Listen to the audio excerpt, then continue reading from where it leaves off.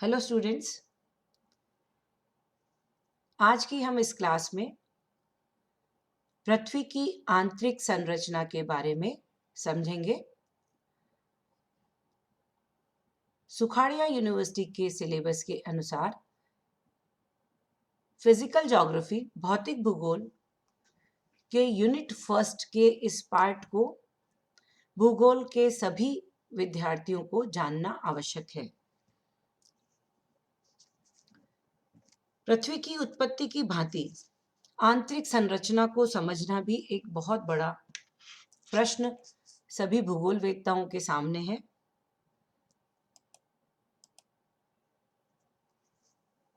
क्योंकि यह एक ऐसी पहेली है कि पृथ्वी की बहुत गहराई तक हम स्वयं अपनी आंखों से इसे देख नहीं सकते। तो यह आज के इस अध्याय में पृथ्वी के आंतरिक भाग में किस प्रकार के पदार्थ हैं, क्या पृथ्वी अंदर से ठोस, द्रव या गैस किस अवस्था में है, पृथ्वी की आंतरिक परतें किस प्रकार की है और किन किन साधनों के माध्यम से हम इसे समझ सकते। पृथ्वी की आंतरिक संरचना को स्पष्ट करने के लिए विभिन्न विद्वानों के द्वारा विभिन्न मतों का प्रतिपादन किया गया। सामान्यतः यदि हम कहें तो पृथ्वी को 4 कंसेंट्रिक लेयर्स, संकेंद्रीय परतें, जैसा कि हम इस डायग्राम में देख पा रहे हैं, में विभक्त किया जा सकता है। ऊपरी भूपर्पटी, जिसे कि क्रस्ट के नाम से जाना जाता है, भूपर्पटी अर्थात क्रस्ट,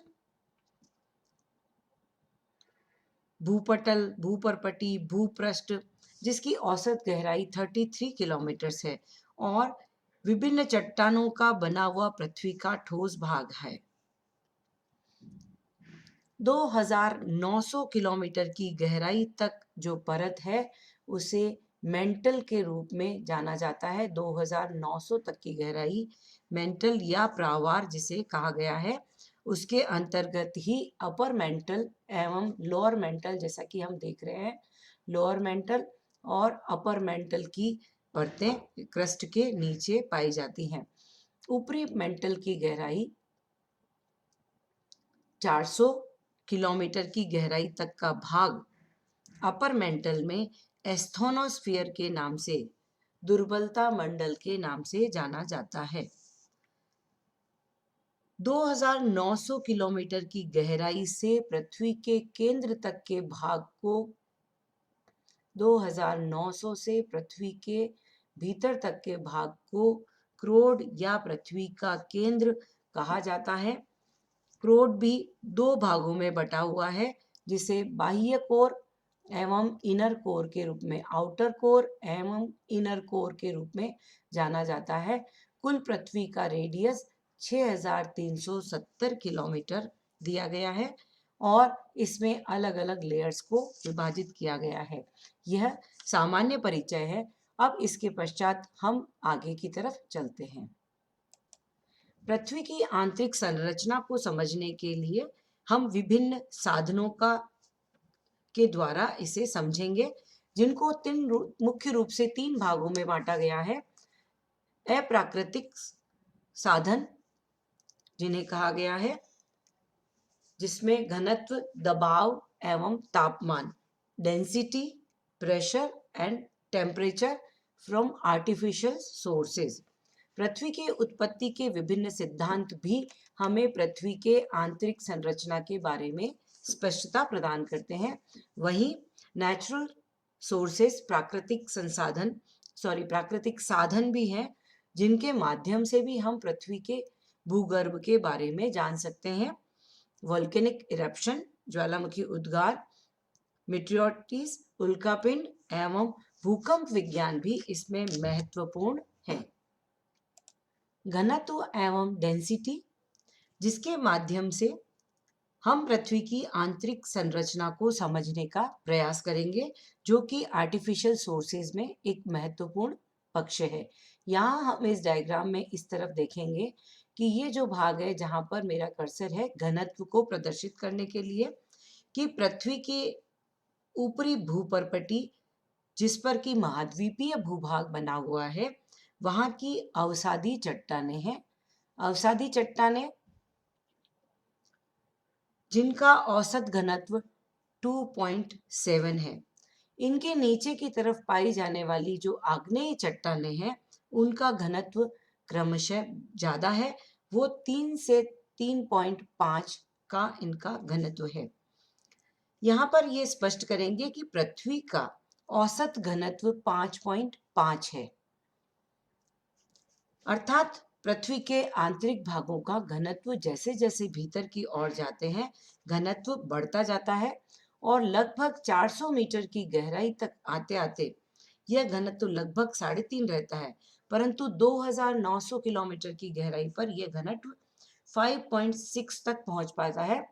इस प्रकार से यदि पृथ्वी के क्रोड की शुरुआत जहां पर होती है 2900 तक 5.6 है और ऊपरी परत में ये 3.5 तक है, तो इस प्रकार से पृथ्वी की कोर की सीमा जहां शुरू होती है उस एरिया में यहाँ पर घनत्व एकदम बढ़ करके 9.7 एवं और भी भीतर जाने पर केंद्र पर 11 से 12 तक हो जाता है। इस प्रकार बाहर से भीतर की ओर जाने पर जब घनत्व में वृद्धि होती है तो इसमें भी दो मतों पर कार्य होता है। विद्वानों का ये कहना है कि कुछ विद्वान ये मानते हैं कि चट्टानों पर जैसे जैसे ऊपरी दबाव बढ़ता है, ऊपरी चट्टानों का उसका घनत्व बढ़ता जाता है, परंतु प्रयोगशाला में इसको जब एक्सपेरिमेंट किया गया तो चट्टानों पर एक सीमा तक दबाव बढ़ने पर भी घनत्व में वृद्धि नहीं होती है। अतः पृथ्वी के आंतरिक भाग में जो अधिक घनत्व है वो बाह्य दबाव के कारण न होकर के दूसरा मत ये कहता है कि पृथ्वी की भीतर की चट्टानों का निर्माण ही अधिक घनत्व की चट्टानों से हुआ है और पृथ्वी के आंतरिक भाग में लोहा, निकल ऐसे भारी पदार्थों का प्रमाण भी पाए गए हैं, क्योंकि पृथ्वी एक मैग्नेटिक की भांति व्यवहार करती है और पृथ्वी के अंदर चारों ओर जो चुंबकीय क्षेत्र है ये स्पष्ट करता है कि पृथ्वी के आंतरिक भाग में लोहा या निकल जैसी भारी वस्तुएं होनी चाहिए। अंतरिक्ष से गिरने वाले मीटियोर्स और उल्का पिंडों के निर्माण से भी इसको बल मिला है, क्योंकि लोहा जैसे और निकल जैसे भारी पदार्थ पृथ्वी के भीतर होंगे तभी चुंबकत्व भी हो सकता है। दूसरा महत्वपूर्ण प्रमाण, पृथ्वी के आंतरिक भाग में किसी भी स्थान पर 1 वर्ग सेंटीमीटर क्षेत्र पर पड़ने वाला दबाव या भार भी चट्टानों के अधिक घनत्व को स्पष्ट कर सकता है। यदि हम भूपटल की सतह को माने तो 50 किलोमीटर की गहराई पर लगभग 1300 वायुमंडलीय दबाव होता है। इस प्रकार गहराई पर प्रत्येक वर्ग सेंटीमीटर क्षेत्रफल पर भार क्रमशः बढ़ता जाता है, परंतु विद्वानों के अनुसार घनत्व की भांति बाह्य भार के दबाव के कारण भारी चट्टानों का होना सब प्रमाणित नहीं हो पाया है, क्योंकि अधिक घनत्व के प्रमाण दबाव से संभव नहीं हो सकते हैं। तीसरा महत्वपूर्ण प्रमाण, जैसा कि यहाँ हम देख रहे हैं, तापमान। जैसे जैसे पृथ्वी के भीतर की परतों में जाते हैं तापमान में निरंतर वृद्धि होती है और यह वृद्धि 32 मीटर की गहराई पर 1 डिग्री सेल्सियस और इस हिसाब से यदि 50 किलोमीटर की गहराई पर जाएं तो यह 1200 से 1800 डिग्री सेल्सियस हो जाती है। परंतु वैज्ञानिक यह भी मानते हैं कि गहराई के साथ तापमान में वृद्धि की दर कम हो जाती है और यह दर से यदि हम देखें तो धरातल में 100 किलोमीटर की गहराई पर 12 डिग्री सेल्सियस और 300 किलोमीटर की गहराई तक 2 डिग्री सेल्सियस और उसके पश्चात उसके नीचे 1 डिग्री सेल्सियस की तापमान की वृद्धि होती है। इस गणना के अनुसार पृथ्वी के धात्विक क्रोड का टेम्परेचर 2000 डिग्री सेल्सियस होना चाहिए। इस प्रकार पृथ्वी के आंतरिक तापमान के संबंध में सबसे पहले केल्विन नामक विद्वान ने अपना मत दिया था और उनके अनुसार पृथ्वी के जन्म के समय पृथ्वी के भीतर का तापमान 6000 डिग्री सेल्सियस रहा होगा। बाद में पृथ्वी धीरे धीरे ठंडी हुई और 4 करोड़ वर्ष पूर्व ठंडी होकर के इस ठोस अवस्था में आई। इन गणनाओं के अनुसार विभिन्न रेडियोधर्मी पदार्थों और उनका विखंडन, यूरेनियम, थोरियम, ऐसे सभी पदार्थों का उनकी गणना नहीं की गई थी। अतः भूगर्भ के भीतर उत्पन्न हुई ऊष्मा, उसका विनाश और उसका गर्म होना और ठंडे होने की इस केल्विन के सिद्धांत को मान्यता नहीं मिली।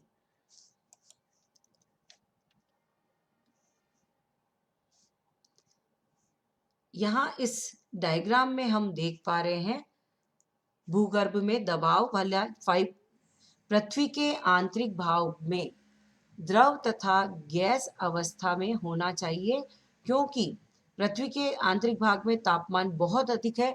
ऐसी स्थिति में कोई भी वस्तु ठोस अवस्था में नहीं रह सकती, परंतु दबाव के बढ़ने से गलनांक भी बढ़ जाता है और इस मेल्टिंग पॉइंट के बढ़ने से आंतरिक भाग ठोस अवस्था में होना चाहिए। इस प्रकार विभिन्न प्रयोगों से अलग अलग सिद्धांत प्रचलित हो सकते हैं या किए गए हैं। यहाँ हम देख पा रहे हैं कि 1000 किलोमीटर की गहराई तक गलनांक भी बढ़ गया है। वास्तविक तापमान से कम है, अतः वहां पदार्थ द्रव अवस्था में होना चाहिए। यहाँ हम यह भी मान लें कि पृथ्वी के आंतरिक भाग में ऊंचे तापमान के कारण पदार्थ गैस अथवा द्रव अवस्था में हो सकता है, तो हमें यह भी देखना होगा कि दबाव और घनत्व के कारण ठोस से भी अधिक घने और रिजिड पदार्थ भी होंगे। अर्थात ऐसा कोई पदार्थ जिसमें ठोस और द्रव दोनों ही गुण पाए जाते हों, वो भी पृथ्वी के भीतर संभव है। जैसा कि लिचलिसा मोम जैसा ऐसा कठोर पदार्थ भी हो सकता है, और जो कि हल्के पदार्थ के रूप में जैसे ही उस पर दबाव या तरेड़ आती है वो द्रव की भांति परिवर्तित हो जाए। इस प्रकार विभिन्न विवरणों के द्वारा हम ये समझ पाए हैं कि पृथ्वी एक ठोस की भांति व्यवहार करती है। उसकी ऊपरी परतें अनुकूल परिस्थितियों में द्रव की भांति, और पृथ्वी के ऊपर के भागों में दबाव जैसे ही कम होता है तो निचला पदार्थ द्रव के रूप में परिवर्तित होकर के ज्वालामुखी के पिघले हुए लावा के रूप में निकलता है, जो कि चट्टानों का पिघला हुआ लावा मैग्मा के रूप में धरातल पर आता है। इसी के साथ पृथ्वी के उत्पत्ति के संबंध में भी विभिन्न सिद्धांत दिए गए हैं। ये सिद्धांत प्रतिपादित करते हैं कि पृथ्वी का जन्म सूर्य से ही हुआ है और पृथ्वी जन्म के समय एक गर्म गैस के गोले में रूप में थी। जैसा कि मैंने बताया कि कालांतर में ये धीरे धीरे ठंडी हुई, पहले तरल और फिर ठोस अवस्था में हुई। इस प्रकार पृथ्वी का आंतरिक भाग क्या अब भी गर्म है, तरल है और गैस की अवस्था में है। तो इसके लिए हमें कुछ प्राकृतिक साधनों को समझने का प्रयास करना पड़ेगा। वे प्राकृतिक साधन जो कि ज्वालामुखी उद्गार, उल्का पिंडों पर आधारित प्रमाणों के रूप में और भूकंप विज्ञान से हमें प्राप्त होते हैं। सबसे महत्वपूर्ण प्रमाण ज्वालामुखी उद्गार के समय हम देखते हैं कि पृथ्वी के आंतरिक भागों से लावा निकल करके एक तरल पदार्थ के रूप में बाहर निकलता है, परंतु ये लावा धरातल पर आने में असमर्थ होकर के भूपृष्ठ की दरारों में ही जम जाता है, और यह तरल लावा जैसे ही पृथ्वी के बाहर आता है तो द्रव से ठोस अवस्था में परिवर्तित हो जाता है। अर्थात 40 से 50 किलोमीटर जो कि अधिकांश ज्वालामुखी का स्रोत है, तो विद्वान ये सोचते हैं कि इस गहराई पर बड़ी मात्रा में मैग्मा या द्रव अवस्था में चट्टानें विद्यमान है, जिसे मैग्मा चैम्बर भी कहा जाता है। परंतु इसके विपरीत विद्वानों का यह भी विचार है कि इतनी गहराई पर अत्यधिक दबाव से चट्टानें पिघली हुई अवस्था में नहीं रह सकती, क्योंकि जैसा कि मैंने अभी आपको बताया कि गलनांक मेल्टिंग पॉइंट दबाव से बढ़ जाता है। तो यह हम समझ सकते हैं कि पृथ्वी की ऊपरी भाग में जब दरारें पड़ती हैं, दरारें गिरने के कारण उस भीतरी चट्टानों पर दबाव में कमी आ जाती है और गलनांक कम होने से भीतरी चट्टानें पिघलकर ज्वालामुखी उद्गार के रूप में बाहर आ जाती हैं। इस प्रकार ज्वालामुखी हमें पृथ्वी के आंतरिक भाग की कुछ निश्चित जानकारी पूर्ण रूप से नहीं दे पाते हैं। इससे पूर्व भी मैंने आपको बताया कि उल्का पिंडों पर आधारित प्रमाण को भी पृथ्वी की भूगर्भ की संरचना को समझने में सहायता मिलती है, क्योंकि सौर मंडल का सदस्य है, अतः उसकी उत्पत्ति और आंतरिक संरचना में समानता को हम समझ सकते हैं। उल्का पिंडों में जैसा कि हम देखते हैं या वैज्ञानिकों ने जो अध्ययन किया, प्याज के समान कंसेंट्रिक लेयर्स पाई जाती हैं, और ये इस बात का संकेत है कि पृथ्वी के केंद्र में भी इस प्रकार की परतें पाई जाती हैं। और उल्का पिंडों के आंतरिक भाग में भी लोहा और निकल की प्रधानता रहती है। तो इस प्रकार से ये अनुमान लगाया जा सकता है कि पृथ्वी के केंद्र में भी लोहा और निकल पाया जाता है। थर्ड, यहाँ हम देख रहे हैं सिस्मोलॉजी, भूकंप विज्ञान। इसका संपूर्ण विवरण नेक्स्ट इसी चैप्टर के वीडियो में आपको दिया जाएगा। धन्यवाद।